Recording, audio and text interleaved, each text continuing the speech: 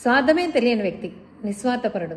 19 సంవత్సరాల సీఎం, 9 సంవత్సరాల ఎమ్మెల్యే, 75వ వసంతంలోకి అడుగుడుతున్న మన నాయుడు గారు 16 సంవత్సరాల కుర్రవాడిలాగా ఈ రోజుకి కూడా పరుగులెడుతూ వ్యవస్థలను పరుగులెత్తిస్తూ ఒక భరోసా ఇచ్చి ఆంధ్ర రాష్ట్ర ప్రజలకి ఒక ధైర్యాన్ని ఇచ్చిన వ్యక్తి నాయుడు గారు.